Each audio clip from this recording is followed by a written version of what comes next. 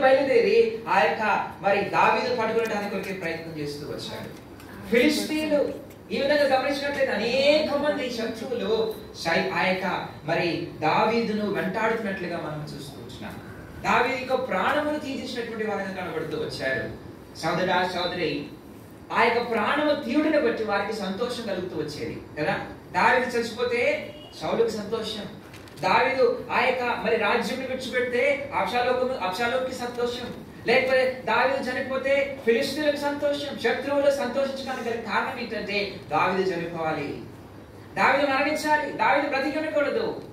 అయితే సోదరా సోదరి గమనించినట్లయితే ప్రతి మరణ అపాయము నుండి, లేకపోతే ప్రతి విధమైనటువంటి మరణం యొక్క ఆలోచన నుండి, ఊరి నుండి దేవుడు దావీదును విడిపించినటువంటి వాడిగా కనబడుతూ వచ్చాడు. నేను కూడా మన యొక్క జీవితంలో గమనించినట్లయితే శత్రువు అయినటువంటి శైతాను మన యొక్క జీవితంలో మన యొక్క ప్రాణమును తీయజీస్తూ వచ్చింది కదా. శత్రువు అయినటువంటి శైతాన్ ఆదికాండం 3వ అధ్యాయంలో మనం గమనించినట్లయితే ఈ యొక్క మానవుడు సృష్టించబడినప్పుడు శత్రువు అనేటువంటి వాడు ఎవరు లేరు కదా. మానవుడు సృష్టించబడినప్పుడు శత్రువు అనబడినటువంటి వాడు ఎవరు లేడు, లేకపోతే విరోధి అయినటువంటి వాడు ఎవరు లేడు. అయితే ఏ దినమునైతే పాపం చేసినాడో, ఏ దినమునైతే మరి ఆజ్ఞను అతిక్రమించినాడు, ఆ దినమున దేవుడు అంటున్నాడు కదా, సర్పముతో అంటున్నాడు, ఏమంటున్నాడు, నీకును నీ సంతానమునకును ఆ స్త్రీ సంతానమును ఏం కలుగు చేస్తాను, వైరము కలుగు చేస్తాను. ఆ దినమున ప్రారంభమైనది శత్రుత్వము. దేవుని కుమారుడిగా కుమార్తెగా నేను చేయబడుతూ వచ్చావు, నిర్మించబడుతూ వచ్చావు, దేవుని యొక్క రూపంలో నిర్మించబడుతూ వచ్చావు, దేవుని యొక్క మరి సమానత్వంలో నిర్మించబడుతూ వచ్చావు. అయితే అది చూసి ఓర్చుకోలేకపోతూ వచ్చాడు శైతానుడు, అది చూసి తట్టుకోలేకపోతూ వచ్చాడు శైతానుడు. ఆ దినము నుంచి నీవు నేను మనుషులముగా ఏం చేశారంటే, మనుషులముగా మనం ఏమైపోయినా శైతానుకు శత్రువులమైపోయినా, వైరులమైపోయినా, విరోధులమైపోయినా. ఎప్పుడు చచ్చిపోతామా మనము, ఎప్పుడు నశించిపోతామా మనము, ఎప్పుడు పాడైపోతామో మనం. ఇదే శైతాను యొక్క కోరిక కదా. మనము ఆత్మీయంగా ఎప్పుడు నష్టపోతామా, ఎప్పుడు పాతాళములకు కొనుక్కోబడతామా, లేకపోతే ఎప్పుడు మనము ఆ యొక్క నరకములకు వెళ్ళి సంపూర్ణంగా నశించిపోతామా అనేటటువంటి ఉద్దేశంతో సైతానుడు ఎదురు చూస్తూ ఉంటున్నాడు. సైతానిక ఉద్దేశం అదే. సైతాను మనలను మోసము చేసి ఆ యొక్క భయంకరమైనటువంటి మరణం వైపునకు తీసుకువెళ్తూ ఉంటున్నప్పుడు, సోదరా సోదరి, దావీదును దేవుడు ఏ విధంగా అయితే శత్రువుల చేతిలో పడకుండా కాపాడినాడో, అదేవిధంగా నిన్ను నన్ను, నీ విషయంలో నా విషయంలో శత్రువైనటువంటి శైతాను సంతోషపడకుండా నిన్ను నన్ను శత్రువైనటువంటి శైతాను యొక్క మరి ఆ యొక్క బంధకముల నుంచి, అంత మాత్రమే కాకుండా మరణం నుంచి మనలను రక్షింపజేసినటువంటి వాడిగా ఉంటూ వచ్చా. చదువుకున్న యొక్క మాత్రం లూకా సువార్త 1వ అధ్యాయము.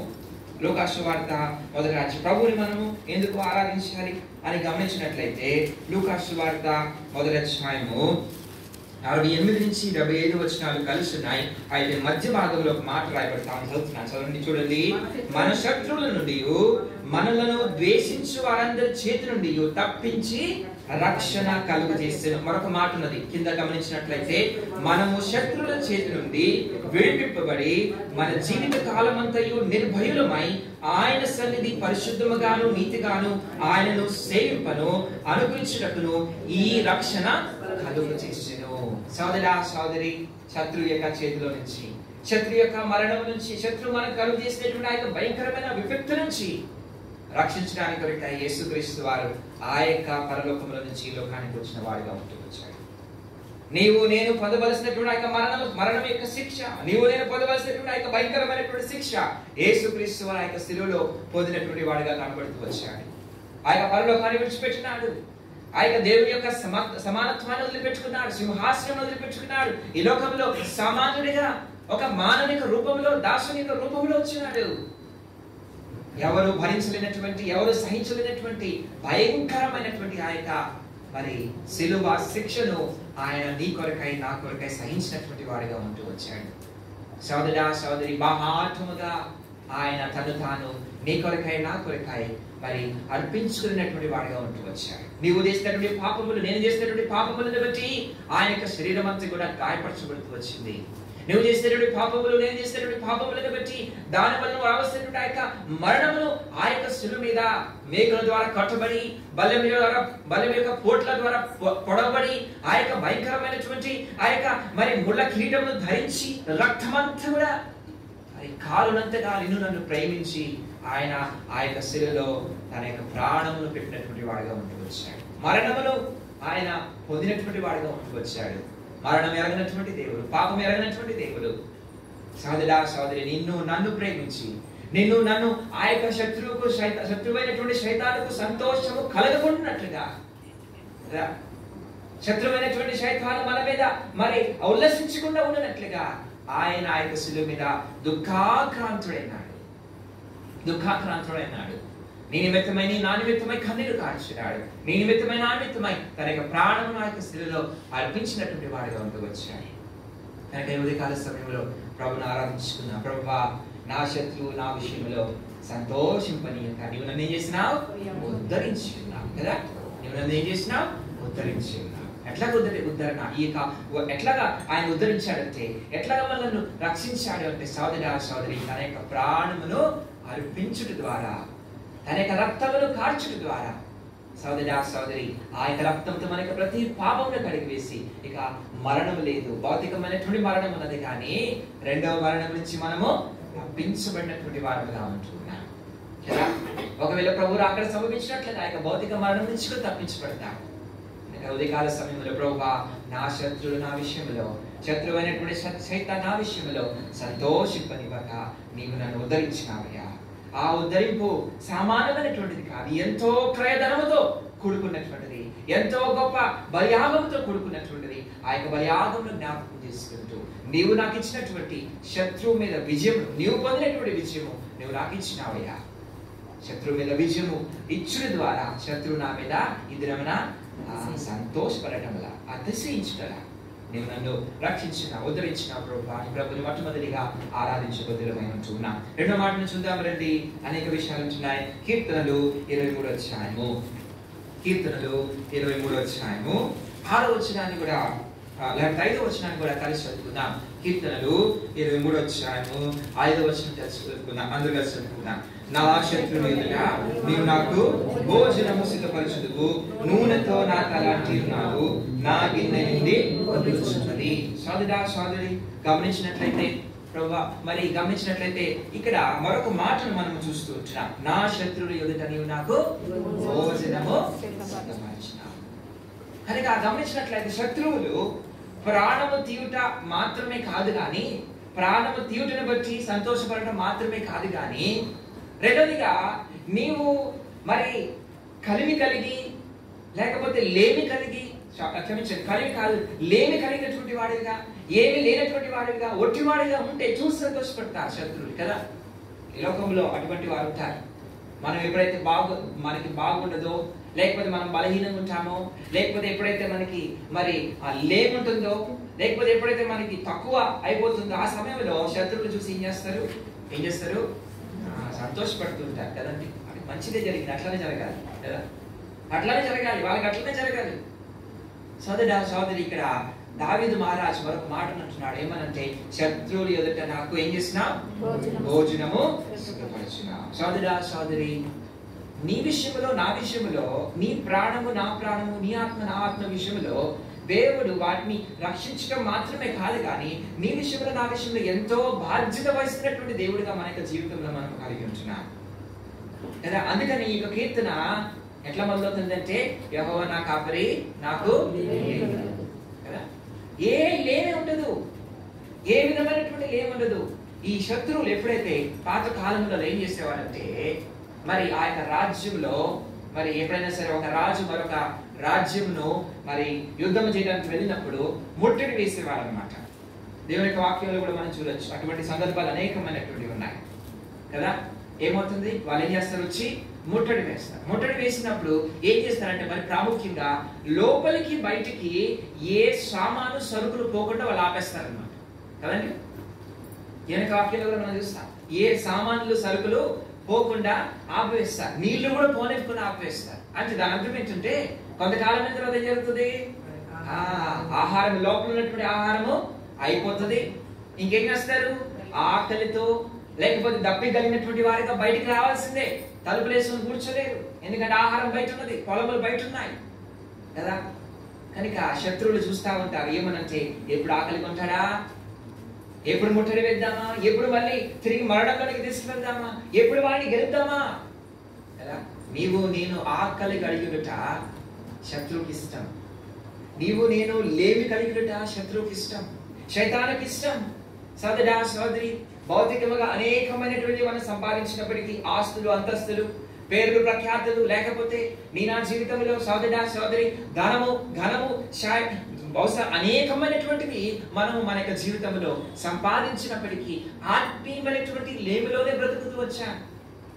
మన యొక్క జీవితంలో అనేకమైనటువంటి ఆత్మీయమైన మరి బలహీనతలలోనే బ్రతుకుతూ వచ్చాం.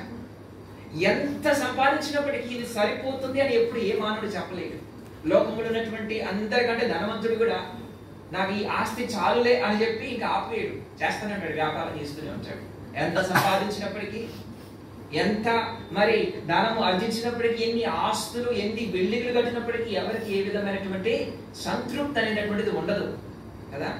ఎప్పటికి ఎవరికైనా సరే వారి లేని వారిదే కదా. ఏ చెట్టుకి ఆ గాలంతా ఆ విధముగా గమనించినట్లయితే ప్రతి ఒక్కరికి ఏదో విధమైనటువంటి లేమే, అది లేదు ఇది లేదు. బాగా ధనం సంపాదించినటువంటి వారి దగ్గర కూడా వెళ్ళి అడగండి, వారికి ఉన్నటువంటి లేములు వాడికి ఉంటాయి కదా. మన దగ్గర ఏమి లేకపోయినప్పటికీ మనకు ఉన్నటువంటి లేములు మనకు ఉంటాయి కదా.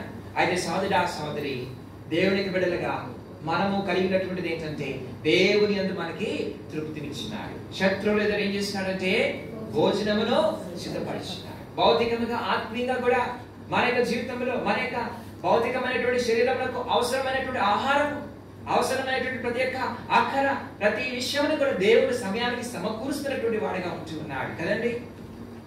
సమయానికి అన్నిటిని కూడా మనకు సమకూరుస్తూ ఉంటున్నాడు, సమయానికి అన్ని కూడా మనకి ఇస్తూ ఉంటున్నాడు. అంత మాత్రమే కాకుండా ఆత్మీయంగా కూడా మన యొక్క జీవితంలో సోదరా సోదరి సమయానికి ఆత్మీయమైనటువంటి ఆహారమును సమృద్ధిగా ఇస్తూ ఉంటున్నాడు. శత్రువులు చూసి ఆశ్చర్యపోతున్నారు. ముట్టడి వేశాము కదా, ముట్టడి వేశాము, ఏ రాకుండా మరి ఆమె వినడానికి ప్రయత్నం చేస్తున్నాం కదా. సోదరా సోదరి, దేవుడే నిజంగా if is not the provider, ఆయన కలిమిని కలిగజేసినటువంటి వాడు కాకపోతే, ఆయన ఇచ్చినటువంటి వాడికి కాకపోతే ఆ 40 సంవత్సరములలో, ఆ 40 సంవత్సరాలే కాదు, ఆ మరి ప్రయాణంలో 4 రోజుల్లోనే, ఆ 40 రోజుల్లోనే ఇశ్రాయేలు అందరూ కూడా దర్శించిపోయేవారు కదా. ఏం లేదు భోజనము వారికి. ఆ 40 సంవత్సరములు ప్రయాణం చేస్తూ ఉంటే 5 లక్షల మంది పురుషులు, వారితో పాటు ఇంకొక 15 లక్షల మంది బహుశా ఆ మిగతా వాళ్ళు ఉంటూ ఆ 20 లక్షల మంది వెళ్తా ఉంటే వారికి భోజనం ఎక్కడి నుంచి వస్తుంది, వారికి ఆహారము ఎక్కడి నుంచి వస్తుంది, వారికి నీటి ఎక్కడి నుంచి వస్తుంది అంటే దేవుడు ఆ యొక్క పైనుంచి మన్నాను కురిపించాడు కదా. కురిపించాడు అద్భుతంగా, ఆశ్చర్యమైనటువంటి విధానంగా. శత్రులందరూ కూడా చూస్తా ఉన్నారు చుట్టుప్రక్కల, వీరంతకాలం ప్రయాణం చేస్తారులే, కనాను వరకు వెళ్తారంట వీళ్ళు. ఎక్కడ దాకా? 4 రోజులైన తర్వాత వారికి ఆహారం అయిపోతుంది, 40 రోజులైన తర్వాత ఆహారం అయిపోద్ది, 4 నెలల తర్వాత ఆహారం అయిపోద్ది, 4 సంవత్సరాలైన తర్వాత ఆహారం అయిపోతుంది. అవలే వారి చెప్పులు కూడా పాదగిల్లేదంట. సోదరా సోదరి, గమనించినట్లయితే అరణ్యములో ఆయన భోజనమును సిద్ధపరిచినాడు. శత్రులందరూ చూస్తా ఉన్నారు, శత్రులందరూ చూస్తా ఉన్నారు, మన చుట్టుప్రక్కల కూడా చూస్తా ఉన్నారు. శత్రువు అయినటువంటి శైతాను చూస్తా ఉంటున్నాడు. ఎలా బ్రతుకుతారు, ఎలా బతుకు బయటపడతారు, ఇటువంటి పరిస్థితుల నుంచి ఎలా బయటపడతారు? లేదు, మన దేవుడైనటువంటి యెహోవా, మన ప్రభు అయినటువంటి యేసుక్రీస్తు వారు మన పక్షమున మనకు శత్రువులు ఎదుట ఏం చేస్తున్నాడంటే ఆహారమును సిద్ధపరుస్తూ ఉంటున్నాడు, భోజనమును సిద్ధపరుస్తున్నాడు. భౌతికమైన ఆత్మీయమైనటువంటి భోజనం మనకి సిద్ధపరుస్తుంటాడు. మన ముందు ఉంచబడినటువంటి బల కూడా ఆ యొక్క భోజనములకు సాదృశ్యమే. ప్రతి ఆదివారం కూడా నిన్ను నన్ను మరి ప్రతి ఆదివారం దాంట్లో పాలు పొందకుండా ఏం చేస్తాడు శత్రువు? ఏం చేస్తాడండి? రకరకాలైనటువంటి పరీక్షలు, రకరకాలైనటువంటి పాపములు, రకరకాలైనటువంటి ఆకర్షణలకు తీసుకెళ్తాడు కదా.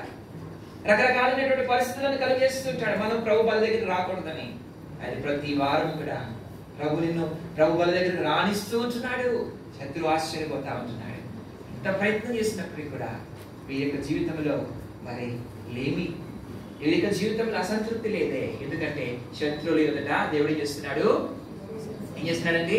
భోజనమును సిద్ధపరుస్తున్నాడు. కనుక ప్రభుని ఆరాధించుకుందాం. ఈ దినమున శత్రువు మన విషయంలో సంతోషపడటంలా శత్రువులు మన విషయంలో అతిశయపడటం లేదు. ఎందుకంటే మొట్టమొదటిగా ఆ యొక్క మరణం యొక్క మరి ఆ యొక్క శిక్ష నుంచి, మరణం నుంచి ప్రభు మనలను కాపాడినట్టు వాడిగా, ఉద్ధరించినటువంటి వాడిగా ఉంటున్నాడు. రెండోది గమనించినట్లయితే శత్రువుడు ఎవరు ఏం చేస్తున్నాడు? మన యొక్క భోజనమును వల్లను సిద్ధపరిచినటువంటి వాడిగా ఉంటూ వచ్చాడు. మూడో విషయాన్ని చూసుకొని ముగించుకుందాం. చివరిగా మీకా గ్రంథము 7వ అధ్యాయం. మీకా గ్రంథము 7వ అధ్యాయం చదువుకుందామా? 8వ వచనం కలిసి చదువుకుందాం. మీకా గ్రంథము 7వ అధ్యాయం 8వ వచనాన్ని అందరూ కూడా కలిసి చదువుకుందాం. నా శత్రువా, అందుకని చదువుకుందాం. మీకా గ్రంథము 7వ అధ్యాయం 8వ వచనం. నా శత్రువా, నా మీద అతిశయింపవద్దు. నేను క్రింద పడినను తిరిగి లేదును, నేను అంధకారం ముందు కూర్చున్నాను, యెహోవా నాకు వెలుగుగా ఉండును. చాలా ఈ మూడో విషయం, అనేకమైన విషయాలు ఉన్నాయి దేవుని యొక్క వాక్యంలో. ఈ చివరిగా చూసుకుని ముగించుకుందాం. ఏమన్నా? నా శత్రువా, నా మీద అతిశయింపవద్దు కదా, అతిశయింపవద్దు, సంతోషపడవాకు. రాయబడినటువంటి మాట దేనికంటే నేను క్రింద పడినను. ఇదెంతో శ్రేష్టమైనటువంటి మాట కదా, ఎంతో శ్రేష్టమైనటువంటి మాట. ప్రభు యొక్క బిడ్డగా ఈ లోకంలో బ్రతికినంత కాలము లోకంలోనే ఉన్నాం. రకరకాలైనటువంటి మరి పాపం, రకరకాలైనటువంటి విషయాలు, రకరకాలైనటువంటి పాపములు, రకరకాలైన ఆకర్షణలు మనల్ని ఏం చేస్తాయంటే క్రింద పడేస్తుంటాయి కదా, పడేస్తుంటాయి. ఆయా పరిస్థితులు వస్తాయి, ఇబ్బందులు వస్తాయి, బాధలు వస్తాయి, కష్టాలు వస్తాయి. మనల్ని ఏం చేస్తాయంటే ముందుకు కొనసాగకుండా మనలను మరి క్రింద పడేస్తాయి. అనేక సార్లు మన యొక్క జీవితంలో మనమే బలహీనమై క్రింద పడిపోతూ ఉంటాం, తగ్గిపోతూ ఉంటాం, ముందుకు కొనసాగలేనటువంటి వారమిగా ఉంటూ ఉంటాం. ఎల్లప్పుడూ కూడా దేవుడి మనలను నిలబెట్టాలని, ఎల్లప్పుడూ కూడా దేవుడి మనలను నడవ చేయాలని ఆయన కోరుతుంటే అనేక సార్లు మన యొక్క బలహీనతలను బట్టో, లేకపోతే అనేక సార్లు పరీక్షలను బట్టో క్రింద పడిపోతూ ఉంటాం. ఆయన క్రింద పడినప్పుడల్లా శత్రువు అయినటువంటి సైతాను ఏం చేస్తాడంటే ఎంతో సంతోషం వాడికి కదా. యోబు యొక్క జీవితంలో ఒక్కొక్క నష్టం కలుగుతుంటే ఎంతో సంతోషం కలుగుతా ఉన్నది కదా. ఒక్కొక్క నష్టము తన యొక్క జీవితంలో, తన యొక్క భౌతికమైనటువంటి, కుటుంబపరమైనటువంటి, శారీరకమైనటువంటి నష్టాలు ఒకదాని తర్వాత ఒకటి వస్తూ ఉంటే అందరికంటే సంతోషం ఎవరికి? అపవాదికే కదండి, అపవాదికే. మరి గర్జించేటటువంటి సింహం వల్లే ఎప్పుడు మృంగుదునా అని ఎదురు చూస్తా ఉంటా ఉన్నాడు. నీవు నేను పడిపోతాం ఈ లోకంలో సోదరి. ఈ లోకంలో బ్రతికినంత కాలం బలహీనమే, మనుషులమే కదా. మన యొక్క జీవితంలో పాపములు, లేకపోతే మన యొక్క జీవితంలో బలహీనలు రాకుండా మానవు. అయితే మీకు ప్రవక్త అంటున్నాడు, ఏమనంటున్నాడంటే ఆ శత్రువు నీవు నా మీద దేవుడు నన్ను శిక్షించాడేమో, నేను తప్పిపోయినానేమో, నేను బలహీనపడినానేమో, నేను పడిపోయినానేమో, నేను లేవలేకపోతున్నానేమో, అయితే నేను తిరిగి లేస్తా. సోదరి, శత్రువు అతిశయపడకుండా ప్రభు మన యొక్క జీవితంలో ఈ లోకంలో బ్రతికినంత కాలము ఒక నిరీక్షణ మనకి ఇచ్చినాడు. ఏమనంటే తప్పిపోయినప్పుడు, ఎప్పుడైనా సరే పొరపాటున, లేకపోతే ఎప్పుడైనా సరే మరి ఎరిగి చెడిపోయినప్పటికీ కూడా క్రీస్తు రక్తం మన దగ్గర ఉన్నది. ఎల్లప్పుడూ కూడా ఆ రక్తంను బట్టి తిరిగి జయము పొందగలమని. అందుకనే యెషయా గ్రంథము 54వ అధ్యాయం 17వ వచనంలో ఒక మాట, శ్రేష్టమైనటువంటి మాట మనం చూస్తూ ఉంటాం కదా. ఎంతో చక్కనైనటువంటి వాగ్దానం. యెషయా గ్రంథం 54వ అధ్యాయం 17వ వచనంలో నీకు విరోధముగా రూపించబడినటువంటి ఈ ఆయుధం కూడా వర్ధిల్లదు కదండి. ఎంత శ్రేష్టమైనటువంటి మాట. నీవు నేను ఈ లోకములు బ్రతికినంత కాలము ఏదో ఒక రకమైనటువంటి ఆయుధాలను మరి వాడు వదులుతూ ఉంటాడు.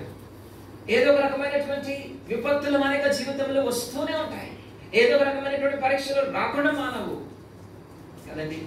ఒక భక్తుడు చెప్తూ వచ్చారు, ఏమనంటే ప్రభు బిడ్డలుగా మనకి స్నేహితుల కంటే కూడా శత్రువులే ఎక్కువ అంట కదండి. ఈ లోకంలో బ్రతికినంత కాలము మనకు స్నేహితుల కంటే, ఎందుకంటే మరి నిజాయితీగా, మరి వాస్తవానికి, మరి నీతికి ఎవరైతే నిలబడి జీవించడానికి ఇష్టపడతారో, ప్రభుకి విధేయులుగా జీవించడానికి ఇష్టపడతారో వారికి ఎక్కువ మంది స్నేహితులు ఉండరు కదా.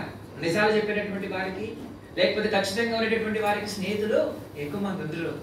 దావీదు రాజు యొక్క జీవితంలో చూడండి, స్నేహితుడి కంటే కూడా శత్రువులే ఎక్కువ. పాపం చేసిన దాన్ని బట్టి కాదండి, తప్పిపోయిన దాన్ని బట్టి కాదు, తనేదో మరి ఏదో గొప్ప క్రైమ్ చేసిన దాన్ని బట్టి కాదు, శత్రువులే ఎక్కువ. ఈ లోకంలో బ్రతికినంత కాలము ఏదో ఒక రకమైనటువంటి ఆయుధము నీ మీద మరి ఆ అంబుల్లాగా వదులుతూ ఉంటాడు. అందుకనే ఎఫెసీయులకు రాసిన పత్రిక 6వ అధ్యాయంలో మనం చూస్తాం కదా, మనము పోరాడునది శరీరులతో కాదు, అంధకార సంబంధమైనటువంటి దురాత్మ శక్తులతో. సోదరి లోకంలో నీవు నేను పడిపోతాం కదా, నీవు నేను పడిపోతాం. మన మనుషులమే బలహీనమైపోతాం. అనేక సార్లు కృంగిపోతాం. ఆ కృంగుదలలో తప్పులు చేస్తాం.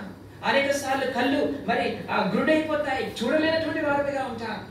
అనేక సార్లు మరి దేవుని మీద కోపం వస్తుంది, తప్పు చేస్తాం, పొరపాటు చేస్తాం, పాపం చేస్తాం. అయితే సోదరి ఇక్కడ మీకా అంటున్నాడు, శత్రువా నా మీద నువ్వు అతిశయపడద్దు, ఎందుకంటే నేను క్రిందపడినను. ప్రతి వారము బలలో పాలు పొందుతున్నప్పుడు శత్రువు అయినటువంటి సైతానికి సిగ్గు కదా. తప్పు ఒప్పుకుంటున్నావు దేవుడి దగ్గర, ప్రభువాన్ని తప్పు చేశా, క్షమించయ్యా. ఎప్పుడైతే క్షమించమని కోరుతున్నావో ప్రభు క్షమిస్తున్నాడు. వెంటనే సైతానుడు అయ్యో అని బాధపడతా ఉంటున్నాడు. అతిశయం లేదు కనుక ఉదయకాల సమయంలో అటువంటి నిరీక్షణ కలిగినట్లయితే, అటువంటి నిరీక్షణ ప్రభు ఇచ్చినాడు. అటువంటి నిరీక్షణ కలిగితే ప్రభుని ఆరాధించుకున్నా. 3 విషయాలు చూసుకుంటూ వచ్చాను. మనం జ్ఞాపకం చేసుకుంటాం, దావీదు మహారాజు వచ్చినాడు కదా, ఆ శత్రువుని నా మీద అతిశయింపకుండానట్లు నన్ను ఉద్ధరించినాను. ఇది మన శత్రువు అతిశయింపకుండానట్లు మొట్టమొదటిగా నీ ప్రాణమును మరణములోనికి వెళ్లకుండా ప్రభు ఉద్ధరించినాడు. దాని కొరకే తనక ప్రాణం ఇచ్చినాడు. దాని కొరకే ఆనందక్రాంతుడైనాడు. అందుని బట్టి ప్రభుని ఆరాధించు. రెండోదిగా ఏం చేస్తున్నాడు? శత్రువుల ఎదుట భోజనం. నీకు భౌతికమైన ఆత్మీయమైనటువంటి భోజనము దేవుడు నిత్యము సిద్ధపరిచి నీకు చాలినంతగా ఇస్తా ఉంటున్నాడు. చాలినంతగా ఇస్తా ఉంటున్నాడు. ఆకలి వలన ఇవ్వటంలే. ప్రభుకి స్తోత్రాలు. మూడోది గమనించినట్లయితే శత్రువానికి అతిశయింపవద్దు, నేను పడిపోయినను తిరిగి లేస్తా. ఆ నిరీక్షణ ప్రతి వారము, ప్రతి సమయంలో, ప్రతి క్షణము ప్రభు యొక్క రక్తం దగ్గరికి వచ్చినప్పుడు ప్రభు మనకి జయం ఇస్తున్నాడు. అందుకని ప్రభుని మనము ఆరాధించుకుందాం. దేవుడి వాక్య భాగాన్ని దీవించగా